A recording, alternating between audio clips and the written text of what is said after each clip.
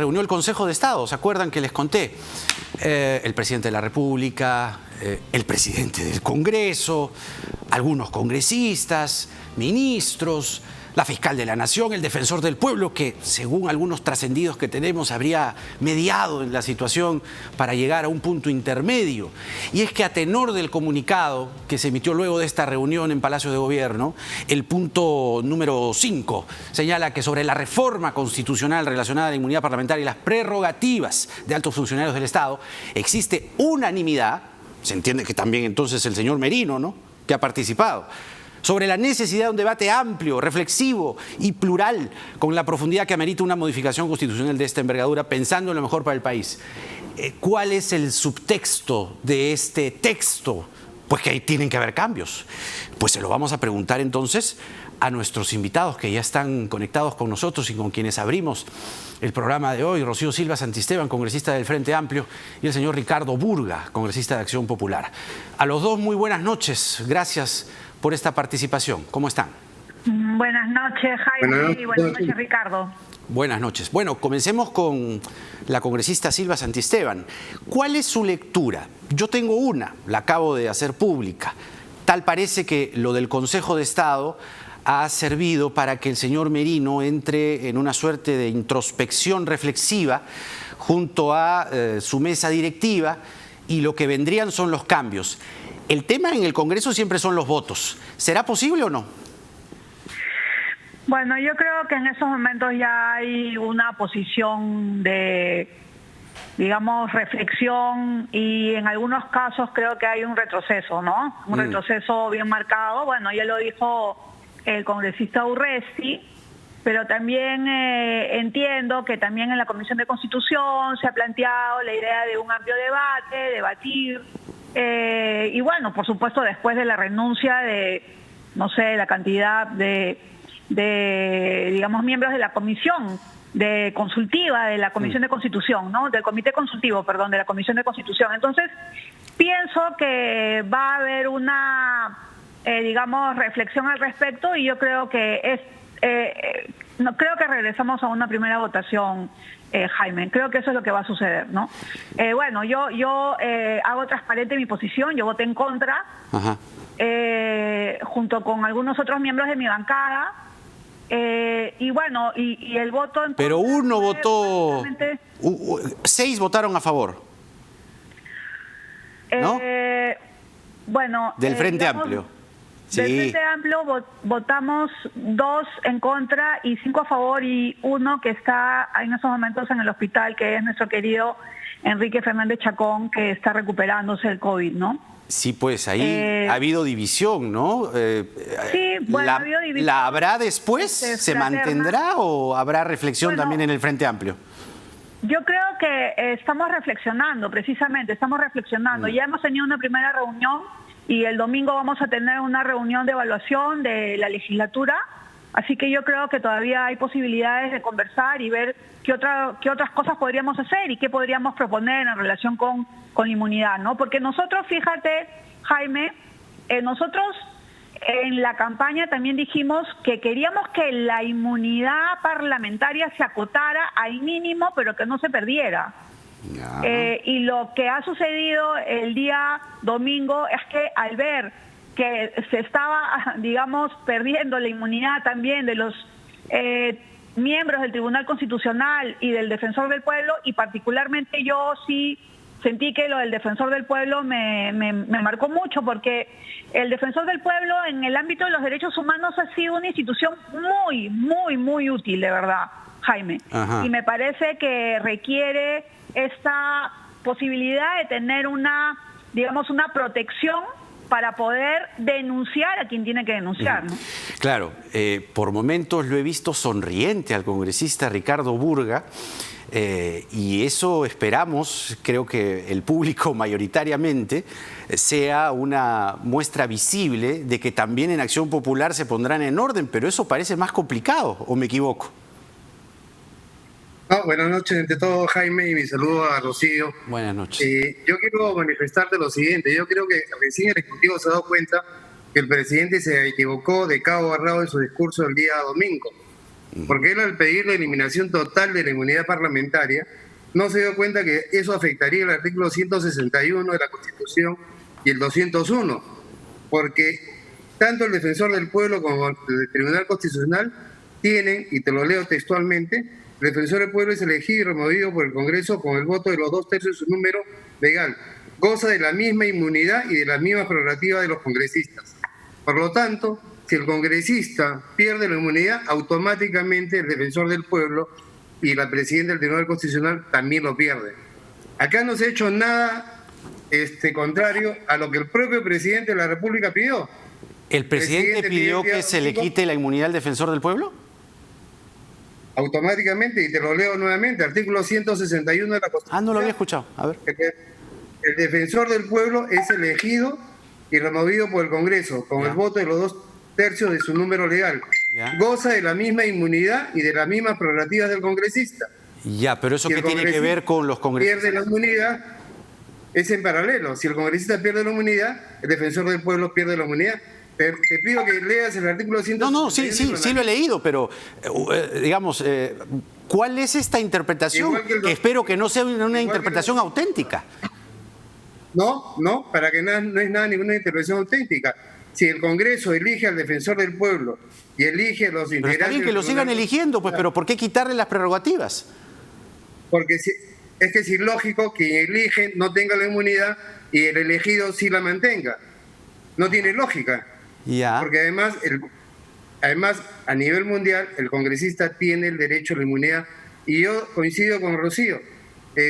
Nosotros en la campaña, y en especial quien te habla, y lo puedes revisar, siempre defendí el tema de la inmunidad parlamentaria, pero recortada exclusivamente para el tema funcional. Pero es que, permítame, señor Burga, ustedes más bien aumentaron las prerrogativas de la inmunidad con esta modificación del domingo tan polémica, que no están sujetos a mandato imperativo, perfecto, pero le agregaron, no son responsables ante autoridad ni órgano jurisdiccional alguno por las opiniones y votos que emiten ni por las acciones legislativas, de representación, de fiscalización, de control político. Nadie me controla, nadie me vigila. Entonces, no es que se quitaron la inmunidad. De acuerdo, pero eso es parte de la misma... acuerdos que hubo ese día en el Congreso y dentro del debate con las demás bancadas, ¿no es cierto? Y además le toca también al defensor y le toca también al Tribunal Constitucional. Bueno, es una interpretación suya, ¿no? Nosotros también pensamos igual de que la inmunidad debe persistir, porque no se puede tener a un congresista sin inmunidad porque no va a poder fiscalizar. Ahora, sí, ustedes persistieron en eso mayoritariamente, pero permítame, a ver, si no es una interpretación auténtica la que usted está haciendo, ¿cuál es la interpretación de Rocío Silva Santiesteban de lo que acaba de decir el señor Burga? Bueno, no lo he escuchado tan bien, pero entiendo que estoy diciendo que si los congresistas que elegimos al Defensor del Pueblo perdemos la inmunidad, entonces el Defensor del Pueblo ergo debería perder la inmunidad. Pero también sería lo mismo en el caso del Tribunal Constitucional. Y es completamente diferente porque, por ejemplo, en el caso del Tribunal Constitucional, los jueces, en general, los jueces tienen que tener el derecho, la protección de una cierta inmunidad. ¿Por qué? Porque es muy fácil que a un juez en general, pero a un tribuno del Tribunal Constitucional en particular, se le puede enjuiciar por una serie de motivos. Y entonces, si tú vas a tener varios juicios a los que te vas a tener que enfrentar, ¿cómo vas a poder ejercer justicia? Ese es el punto, ese es el problema específico, ¿no? Y también tendría, digamos, mutatis mutandis, la misma interpretación en ese caso. El tema de la inmunidad es un tema muy complejo y es un tema que podría haberse debatido más profundamente en la Comisión de Constitución. El asunto que se está planteando ahorita, entiendo, dentro del Congreso también, dentro de algunas bancadas, es seguir debatiendo el tema de la inmunidad. Porque lo que sucede es que sí, es cierto, habían algunas bancadas que habían planteado desde su propuesta, de campaña, quitar cualquier tipo de inmunidad. ¿Por qué? Porque tenemos pues la experiencia de toda una serie de congresistas, ¿no? que se han escudado en el Congreso para evitar los juicios que tenían. Pero si vamos a hablar de corrupción también, Jaime, bueno, los presidentes de la República no quedan nada bien, ¿no? Sin duda, sin duda. Y ese es un problema también. O sea, entiendo, por ejemplo, la gran dificultad que ha sido acusar y denunciar y en ese momento seguir el proceso contra Alejandro Toledo, ¿no? A ver. Bueno, porque él tiene antejuicio, etcétera, Correcto. etcétera, etcétera. Entonces Correcto. tiene que pasar por una serie de, digamos, situaciones. Así es, a ver. Pero Sí, no, queriendo... eso no significa que yo diga que el presidente de la República en ejercicio tenga que estar, digamos, Si no, totalmente desarmado, ¿no? Tampoco. Ya. A ver, señor Burga, ¿le llama a la reflexión lo que ha dicho la congresista Silva Santiesteban? ¿Usted se va a mantener en su posición del domingo? Mira, yo me mantengo en la posición del día domingo hasta el día de hoy, pero esto no significa que esto pueda cambiar.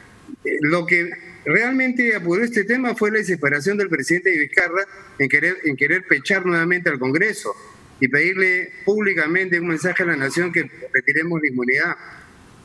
No era necesario debatir ese día la inmunidad, porque la inmunidad podría haberse tramitado y debatido en la siguiente legislatura que ha comenzado el día de ayer.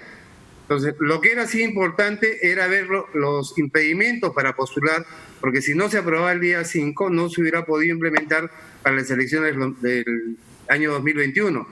Y tengo entendido que estos impedimentos la mesa directiva ha tomado ya la decisión de someter a consideración en segunda votación antes del 15 de julio para que este tema sea finiquitado.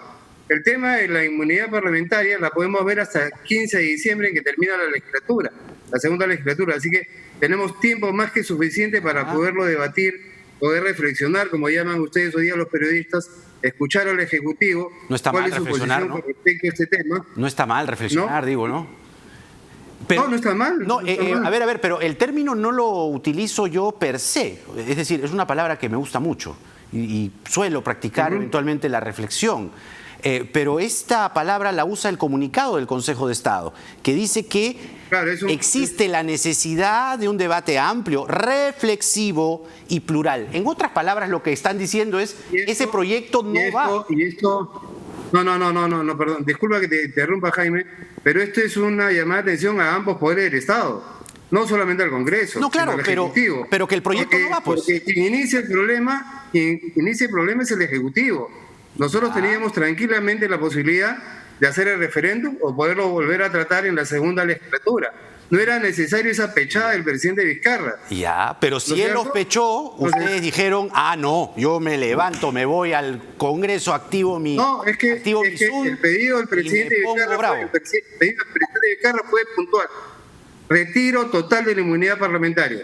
Es que eso estaba en la reforma política. No, estaba la reforma de la inmunidad, que es diferente a la eliminación de la inmunidad. Son dos cosas totalmente diferentes. La reforma política del 2018. Y ahí es donde se equivoca Vizcarra. Ahí es donde se equivoca el presidente Vizcarra, en tratar de subir puntos a costa del Congreso.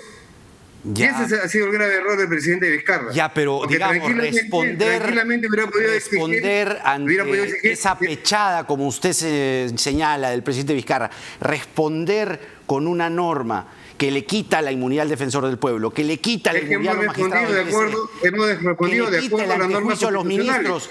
Si el congresista pierde la inmunidad, automáticamente pierde, de acuerdo al artículo 161, el defensor del pueblo, y de acuerdo al artículo 201, el Tribunal Constitucional. Y te lo leo para que no quede dudas. Artículo 201. Para ser miembro del Tribunal Constitucional se exigen los mismos requisitos para ser vocal de la Corte Suprema. Los miembros del Tribunal Constitucional gozan de la misma inmunidad y de las mismas prerrogativas que los congresistas. Obvio, si el congresista pierde sus prerrogativas y pierde la inmunidad, la pierde también automáticamente el Tribunal Constitucional. Y de eso no se da cuenta el presidente Vizcarra. Permítame, cuando usted hace el paralelo, es, digamos, válida su opción de interpretarlo de esa forma, pero ustedes el defensor del pueblo y a los magistrados del TSE no le pusieron esta redacción. No son responsables ante autoridad ni órgano jurisdiccional alguno por las opiniones y votos que emiten. Ustedes no le pusieron eso, no se pusieron de igual a igual con el defensor de los magistrados, sino ustedes se pusieron más prerrogativas y a ellos se las quitaron todas. ¿Dónde está la igualdad? ¿Dónde está el paralelo, señor Burga? Con todo respeto. el paralelo viene a la hora que el parlamentario pueda tener un tema de inmunidad que lo recoge automáticamente el defensor del pueblo. Sí, pues, pero con la norma que aprobaron ustedes esa igualdad no había. Se la quitaron. ¿Se da cuenta? Ese es un tema de interpretación. No, estoy leyéndole la norma aprobada. Ustedes pusieron en el artículo 93 para los congresistas que no están sujetos a ninguna autoridad ni órgano jurisdiccional. Y al defensor, a los magistrados del TC, les quitaron. ¿Puedes leer el artículo completo? Sí, por supuesto. No, claro, no son responsables ante autoridad ni órgano jurisdiccional alguno por las opiniones y votos que emiten ni por las acciones legislativas de representación, de fiscalización, de control político u otras inherentes a la labor parlamentaria. Ustedes le pusieron, yo le pregunto ahora, falta un párrafo adicional, los procesos penales por delitos comunes cometidos durante su mandato parlamentario son de competencia exclusiva de la Corte Suprema. Ya, pero yo no me refiero a eso. Me refiero a este extracto. Con lo cual se elimina el tema de la Comisión de Constituciones Constitucionales. Respóndame con todo respeto, señor Burga. Este párrafo que ustedes se pusieron en el artículo 93 no le pusieron al defensor y tampoco a los magistrados del TC, menos a los ministros. Es cierto. Entonces, ¿dónde está la igualdad? Es cierto. A eso fue una, como te dije antes, eso fue parte de las conversaciones que hicieron con las demás bancadas. Y eso es lo que creo yo que el presidente Vizcarra hoy día está llamando a la reflexión. Ajá. ¿No es cierto? Yo estoy de acuerdo en que haya una reflexión, un análisis más detallado, pero hay que reconocer que quien se equivocó fue el Ejecutivo, no fue el Congreso. ¿A ustedes no? A nosotros no, hay que reconocer que hay una culpabilidad de partes, pero quien inició el gran error y quien inició todo este tema y este barullo político, lo inició el Ejecutivo. No podemos negarlo, Jaime, no hay que ser ciegos. Yo entiendo algunas razones por las cuales hoy día la prensa puede estar muy cercana al presidente Vizcarra. No, esto no es cercanía. Yo estoy leyéndole párrafos, no sugiera cosas que no son, señor Burga. Yo le estoy leyendo un párrafo. Yo no sugiero nada. Yo no sugiero nada. No. Yo estoy leyéndole un párrafo y usted acaba de admitir que ese párrafo no se lo pusieron al defensor ni a los magistrados del TC. Y usted decía que tas con tas, igual con igual. No está, simplemente no puedo decir algo que no figura en la norma aprobada. En la norma aprobada no pusieron esto a los magistrados ni al defensor. Ahora, señora Silva Santisteban. Por eso te explicaba, Jaime, que eso fue por una decisión de una conversación con las más bancadas y la Comisión de Constitución del vamos a explorar las opciones que tiene el Frente Amplio. Allí tenían ustedes, congresista Silva Santisteban, a dos congresistas que votaron a favor de la norma, o cinco o seis que votaron a favor de este proyecto tan polémico del domingo. ¿Cuál va a ser la posición finalmente alineada del Frente Amplio? Mira, como te decía, la posición alineada la vamos a tomar el día domingo, que vamos a tener una reunión y vamos a ver, más profundamente cuál ha sido todo el debate. Pero sí quisiera decir algo. A mí me parece muy importante que podamos decir nos hemos equivocado. Que políticamente alguien pueda decir nos hemos equivocado, vamos a rectificar, porque equivocarse es totalmente humano y rectificar es algo muy positivo para la política. Y lo que sí me parece mal, y te lo digo ya, Jaime, como la feminista que soy desde hace muchísimos años, es que este pechaje entre Martín Vizcarra y el Congreso en su conjunto. A mí me parece mal, o sea, porque lo que ha salido también el presidente nuevamente, ¿no? Después, como respuesta, a firmar la convocatoria a las elecciones, que me parece bien, porque tenía que firmarla, porque se requería firmarla antes, a los 9 meses antes de las elecciones. Pero tenía tiempo hasta el 15. Esa firma delante de las cámaras, etcétera, es como decir, no, me reafirmo también en esto. Y eso a mí me parece negativo como propuesta política. ¿Por qué, Jaime? Porque estamos en medio de una pandemia terrible, de una crisis económica espantosa en la que personas, mujeres, adultos mayores, etcétera, están prácticamente sin comer.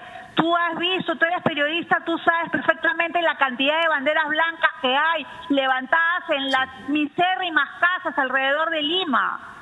Entonces, o sea, en medio de todo eso, vamos a estar peleándonos entre el Ejecutivo y el Congreso, no es positivo.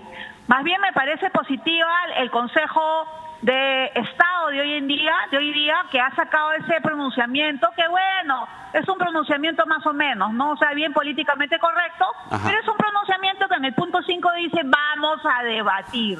Y vamos a debatir significa que no necesariamente la norma se va a quedar como estaba propuesta, como se cambió esa noche al fragor de la nocturnidad, sino Y de la calentura. Debe ser debatida en amplitud, con seriedad, desde todos los ámbitos del Congreso, desde todos los partidos, y pensar verdaderamente en qué perjudica o en qué beneficia que se haya retirado la inmunidad de todos estos miembros de estas instituciones, Ajá. que son instituciones básicas. ¿Para qué? Para la gobernabilidad democrática de nuestro país. De acuerdo. Eso Bueno, es urgente. Y de verdad, disculpa que lo diga, pero casi me parece una pelea de machitos, sí. Eso me molesta tremendamente, en medio de una pandemia. bueno, señor Burga, palabras finales. Coincido, ¿Habrá coincido una con- rectificación de ustedes o no? Rocío. Yo creo que acá ambos poderes deben sentarse a conversar y a dialogar. Nosotros como bancada de Acción Popular, eso se lo propusimos al presidente Vizcarra el día que fuimos al Palacio de Gobierno. Nuestra disponibilidad a trabajar con el Ejecutivo. Lamentablemente parece que el Ejecutivo se ha olvidado de eso y se ha mal acostumbrado a gobernar solo y no se da cuenta que tiene otro poder del Estado, que es el Congreso de la República. Ahora, pero se han sentado hoy día, ha estado el señor Merino en el Consejo de Estado, Sí, se ha ¿no? sentado, ¿Es un gesto hemos- o no? Y felicitamos ese gesto político Ajá. de ambas partes. Y eso es saludable, acuerdo. porque solamente los idiotas no cambian de opinión. Entonces, creo yo que este es un primer paso que es importante y me felicito que sea el presidente de la República que haya sido el primero que lo haya dado, porque en el fondo creo que él está reconociendo que se equivocó en realidad, ¿no? Y nosotros también nos equivocamos, sí, también aceptamos nuestra cuota de equivocación. Bueno. Pero creo que el gran error comenzó en el Ejecutivo, no en el Legislativo. Muy bien. Rocío Silva, Santisteban, Ricardo Burga han tenido la palabra esta noche. Muchas gracias por esta participación, por escuchar a las dos partes o estas dos voces, que, bueno, el tono que queda es un tono medio agridulce, ¿no? Medio de un poco de furia, de molestia, ¿no? Tengo que cambiar mi proyecto. Bueno, lo van a tener que cambiar, o por lo menos las palabras que se utiliza este texto, que puede sonar, como dijo Rocío Silva Santisteban, más o menos, pues dice un debate amplio, ¿no? Amplio. Reflexivo. Tengo que reflexionar. Si me piden reflexionar, ¿es para qué? ¿Para mantener mi posición o para buscar una salida intermedia?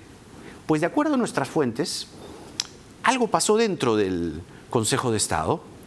Bueno, pasaron muchas cosas, pero algo particular. Y es que, de acuerdo a esta información que manejamos, el defensor del pueblo habría fungido de mediador entre el señor Merino y el señor Vizcarra, y aparentemente se habría consensuado una propuesta intermedia, ¿no? Que no se ponga a debate en la segunda votación, ¿no? Que no se ponga en segunda votación, que no se ponga a debate lo aprobado el domingo. Porque recuerde usted que son dos votaciones, primera y segunda votación.